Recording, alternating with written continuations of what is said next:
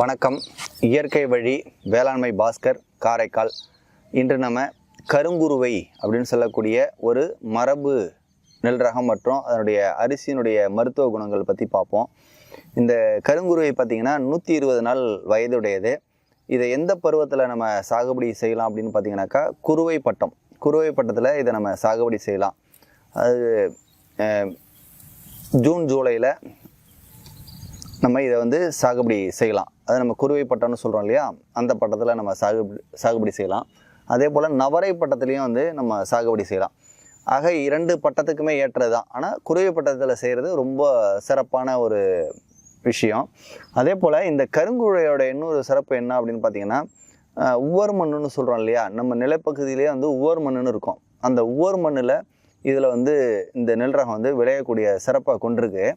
இந்த கருங்குருவை என்ன பண்ணுது அப்படின்னு பார்த்தீங்கன்னா, உவர் மண்ணில் போடுறப்ப அந்த காலத்தில் முப்புன்னு சொல்லுவாங்க. சித்தர்கள்லாம் ஒரு உப்பை இந்த சதுப்பு நில காடுகள்லாம் சென்று அந்த உப்பு படியும். அந்த உப்பை சேகரித்து அதை ஒரு பெரிய ஒரு காயகல்ப மருந்தாக அதை கட்டி எடுத்துருக்குறாங்க சதுப்பு நில காடுகளுக்கு சென்று. அந்த மருத்துவ முறையை பற்றியோ அதை சேகரிக்கிறத பற்றியோ எனக்கு தெரில. இருந்தாலும் அந்த மாதிரி ஒரு உப்பை அவங்க சேகரித்து அதை சித்த மருத்துவத்தில் பயன்படுத்தியிருக்கிறாங்க. நம்ம ரொம்ப சிரமப்பட்டு அந்த உப்புகளை சேகரிக்க வேண்டிய அவசியம் இருக்கும். ஆனால் இந்த கருங்குருவை என்ன பண்ணுது அப்படின்னு பார்த்தீங்கன்னா, அது போன்ற ஒவ்வொரு நிலத்தில் இருக்கக்கூடிய அந்த உப்பை, சித்தர்கள் எந்த உப்பை தேடி எடுத்தாங்களோ அந்த உப்பை இந்த கருங்குருவை நிலத்திலேருந்து தன்னோட சத்துக்களாக எடுத்து வச்சுக்குது. அப்படிப்பட்ட ஒரு தாது சத்து அடங்கினது தான் இந்த கருங்குருவை. அதனால தான் தமிழ்நாட்டு சித்தர்கள் இந்த கருங்குருவையை சாப்பிட்ருக்குறாங்க. இந்த கருங்குருவையை சாப்பிட்டோம் அப்படின்னா உடம்பு காயகல்பமாக மாறும், தவம் செய்ய முடியும், அதில் ஒரு பெரிய உயர்வான நிலையை எட்ட முடியும், மன வலிமை பெறும், உடல் வலிமை பெறும், உடல் இழந்த சக்தியை மீட்டெடுக்கக்கூடிய ஆற்றல் இந்த அரிசிக்கு உண்டு. ஒரு 3 மாதமோ 6 மாதமோ நோய்வாய்ப்பட்டு ரொம்ப ஒரு மோசமான நிலையில் இருக்கிறவங்களுக்கு கூட தொடர்ந்து ஒரு 48 நாள் இந்த கருங்குருவையில் கஞ்சி வச்சு கொடுத்தீங்க அப்படின்னாக்கா படுத்திருக்கிறவங்க கூட எழுந்திரிச்சு உட்காந்துருவாங்க. அவ்வளவு ஒரு சிறப்பு மிக்க அரிசி தான் இந்த கருங்குருவை. அவ்வளோ ஆற்றல். இது நம்ம ஒரு செய்தியாக சொல்கிறோம் அப்படின்னு மட்டும் இல்லை, இதை நிறைய இப்போ சமீப காலங்களில் நிறைய பேருக்கு கொடுத்து அவங்க நிறைய நலம் அடைஞ்சிருக்கிறாங்க. அந்த அடிப்படையில் தான் நம்ம இதெல்லாமே பதிவு பண்ணுறோம். அதே போல் இந்த கருங்குருவை பார்த்திங்கன்னா 120 நாள் வயது உடையது. இதை கருங்குருவைன்னு சொல்கிறதுக்கு என்ன காரணம் அப்படின்னு பார்த்தீங்கன்னா, இதனுடைய நெல் கருப்பாக இருக்கும், நல்ல கருப்பாக இருக்கும். எப்படி பனைமரத்தை பார்க்குறீங்க அது போல் இருக்கும். இதனுடைய அரிசி பார்த்திங்கன்னா சிவப்பாக இருக்கும், நல்ல சிவப்பாக பார்க்குறதுக்கே ரொம்ப அருமையாக இருக்கும். அதோடு இல்லாமல் இந்த கருங்குருவைன்னு சொல்லக்கூடிய இந்த நெல் ரகத்தை கன்னியாகுமரி போன்ற மாவட்டங்களில் பனைக்குருவைன்னு சொல்லுவாங்க. ஏன் அப்படி சொல்கிறாங்கன்னா, அந்த பனைமரத்தில் ஒரு வெள்ளை படிஞ்ச மாதிரி இருக்கும். அதே போல் கருப்பாகவும் இருக்கும். அந்த நெல் மேலே ஒரு வெள்ளை படிஞ்சிருக்கும், ஒரு தோகை மாதிரி ஒரு வெள்ளை படிஞ்சிருக்கும். பனைமரத்தை பார்த்தோம்னா அந்த பனைமரத்தில் இந்த நிறமும் அந்த கருங்கோட நிறமும் ஒரே மாதிரி இருக்கிறதுனால பனைக்குருவை அப்படின்னு சொல்கிறாங்க. இந்த மாதிரி பல சிறப்புகளை கொண்டது தான் இது.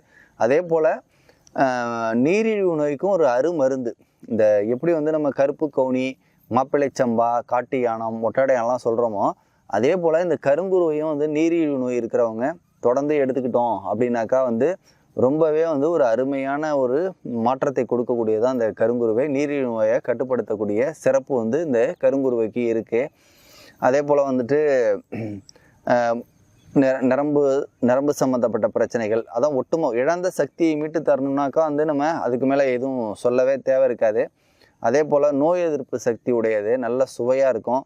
அதே போல் இன்றைக்கி பார்த்திங்கன்னா கொரோனா போன்ற காலகட்டங்கள்லாம் நிறைய இருக்குது. அதுக்கு முக்கிய காரணமே நோய் எதிர்ப்பு சக்தி நல்லா இருக்கணும். அப்படி இந்த பாரம்பரிய அரிசிகள், மரபு அரிசிகளை நம்ம தொடர்ந்து எடுத்துக்கிறப்ப உடலில் நோய் எதிர்ப்பு சக்தியும் நோய் எதிர்ப்பு ஆற்றலும் நிறைய சத்துக்களும் கிடைக்கிறதுனால ஆரோக்கியமாகவும் வலிமையாகவும் இருக்க முடியும்.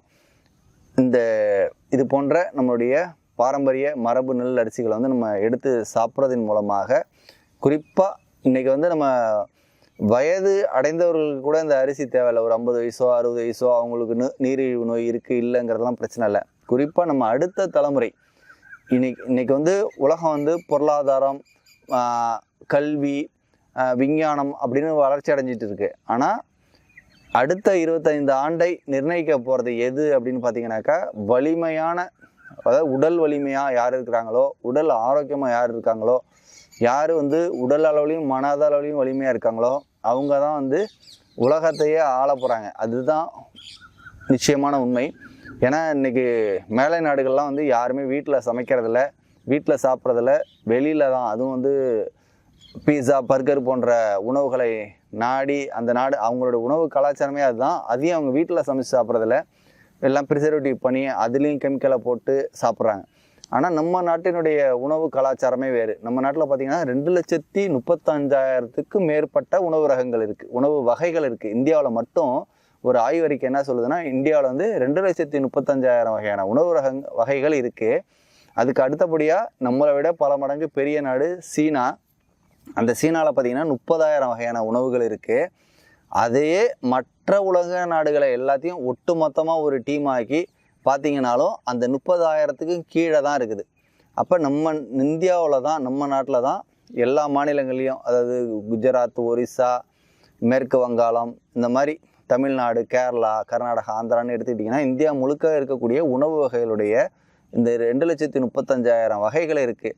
அந்த உணவு வகைகளில் நம்ம தேர்ந்தெடுத்து சாப்பிடாம அந்நிய உணவு கலாச்சாரங்களுக்கு நம்ம அடிமையானோம்னா நம்மளுடைய பொருளாதாரம், அதாவது நம்மளுடைய நாட்டினுடைய உற்பத்தி திறன் குறையும், இந்த தற்சார்புங்கிறது போயிடும். ஆக எங்கேருந்தோ வந்து நம்மளுடைய உழைப்பை, நம்மளுடைய விஷயங்களை வந்து அவங்க கொள்ளையடிச்சு போயிடுறாங்க.